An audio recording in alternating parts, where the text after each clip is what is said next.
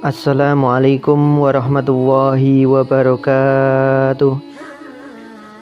Kisah detik-detik kelahiran Dajjal yang mengerikan. Dajjal lahir sebagai pertanda kemunculannya kelak di akhir zaman. Siapa tak tahu siapa itu Dajjal?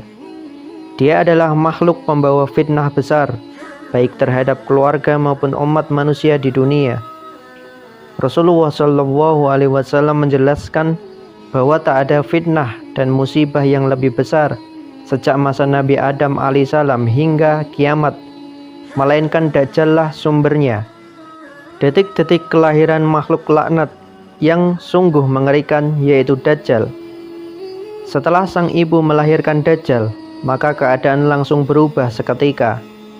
Dajjal dilahirkan dalam kondisi yang cacat dan memprihatinkan. Mata bagian kanan Dajjal terlahir buta. Namun ada pula yang mengatakan yang buta adalah mata kirinya. Peristiwa aneh ini lantas membuat orang tua Dajjal syok. Mereka sangat sedih ketika melihat kekurangan dan kelainan yang dialami si buah hati mereka. Apa nantinya, kata para tetangga, menyaksikan kondisi anaknya? Lalu bagaimana nasib bayi aneh itu setelah besar nantinya? Kelahiran Dajjal berangsur-angsur membawa penderitaan untuk orang tuanya. Selain kebutaan pada sebelah matanya, Dajjal juga memiliki ciri-ciri buruk lainnya. Di antaranya kondisi rambutnya lebat dan rambutnya juga tampak keriting. Kaki Dajjal juga mengalami kelainan yaitu membengkok, sehingga saat berjalan susah dan tak normal. Selain itu Dajjal juga memiliki warna kulit yang cukup aneh, yaitu berwarna merah. Keningnya Dajjal juga cukup lebar. Anehnya lagi tubuh si Dajjal itu terlihat menggempal dan juga berpostur pendek. Dada si Dajjal juga terlihat bidang. Begitulah banyaknya kecacatan fisik yang dimiliki Dajjal. Takdir seperti inilah yang terkadang membuat orang tua sedih.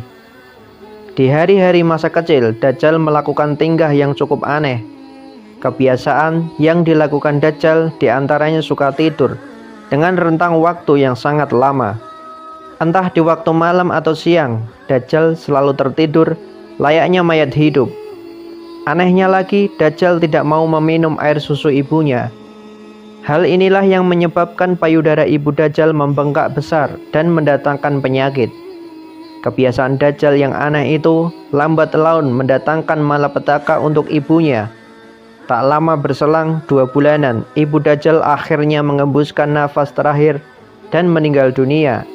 Tidak hanya terhadap ibunya saja, Dajjal juga membawa malapetaka untuk ayahnya sendiri. Semenjak dilahirkan, kebiasaan Dajjal hanya tidur-tiduran terus selama kurun waktu 4 tahun. Hal ini sungguh membuat sang ayah stres melihat kondisi anaknya itu. Pada suatu malam, sang ayah Dajjal sedang terlelap tidur.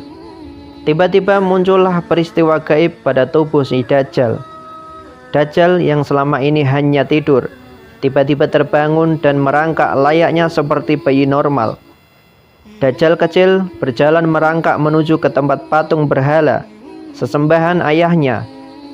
Kemudian Dajjal tidur di samping berhala itu. Di pagi harinya ayah Dajjal pun bangun dan kaget melihat Dajjal tidak ada. Setelah dicari, ternyata Dajjal tengah tidur di samping Tuhannya, yaitu patung berhala sapi. Melihat fenomena gaib yang dialami anaknya, sang ayah lalu mengabarkan kejadian itu kepada para tetangga.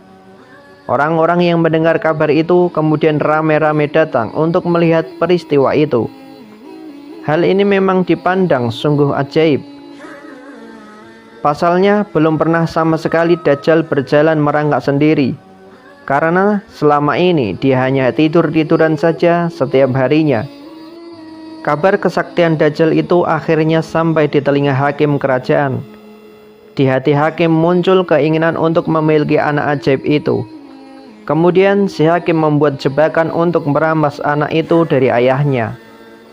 Ayah Dajjal kemudian disidang di hadapan tuan hakim untuk dipaksa mengakui kalau berita yang diberikannya adalah bohong dan hanya settingan berkala. Si ayah dituding bahwa dialah yang menaruh Dajjal di pangkuan patung berhala sapi. Namun ayah Dajjal menyangkal tuduhan keji itu. Karena membantah tudingan, akhirnya ayah Dajjal disiksa dan dimasukkan ke dalam tahanan kerajaan. Sementara Dajjal kecil diambil pihak istana. Setelah itu, karena sakitnya siksaan yang dijatuhkan, akhirnya ayah Dajjal mengakui tuduhan dari tuan hakim itu. Kemudian ayah Dajjal diusir dari negeri itu. Ia lalu hidup sendiri di tempat perasingan dengan penuh kesusahan dan kesakitan. Nasib malang yang dialaminya ini adalah sebab kelakuan anaknya sendiri. Setelah lama hidup menderita dalam pengusiran, maka akhirnya ayah Dajjal pun akhirnya meninggal dunia. Hari-harinya Dajjal diasuh oleh istana kerajaan, kurang lebih 1 tahunan. Namun setelah itu negeri Samiri digoncang bencana yang sangat besar. Hal ini terjadi karena Allah sangat murka kepada negeri Samiri. Hal ini disebabkan orang-orang negeri itu banyak sekali melakukan dosa dan kemaksiatan. Di antaranya merajalelanya kemusyrikan dan penyembah patung-patung berhala. Setelah dilanda musibah dahsyat, akhirnya hancurlah negeri itu. Penduduk negeri Samirah pun mati kecuali Dajjal. Dajjal kecil lalu diselamatkan oleh Allah Subhanahu wa Ta'ala. Allah Subhanahu wa Ta'ala lalu memerintahkan malaikat Jibril alaihissalam untuk melindungi Dajjal dengan membawanya ke sebuah tempat. Dajjal diselamatkan dan dibawa malaikat Jibril menuju sebuah pulau kecil. Lokasi pulau itu berada di tengah air lautan. Konon pulau kecil itu berlokasi di Laut Yaman. Pulau itu sungguh menyeramkan karena terdapat ular menakutkan dan hewan berbulu lebat yang menjaga pulau misterius. Tidak semua orang bisa menemukan pulau itu karena hanya orang tertentu yang pernah menyinggahinya. Salah satunya adalah sahabat Rasulullah SAW, yaitu Tamim Ad-Dari. Itulah kisah detik-detik kelahiran Dajjal yang mengerikan dan masa kecil Dajjal yang membuat orang tuanya menderita. Wallahu a'lam bishawab. Semoga bermanfaat. Wassalamualaikum warahmatullahi wabarakatuh.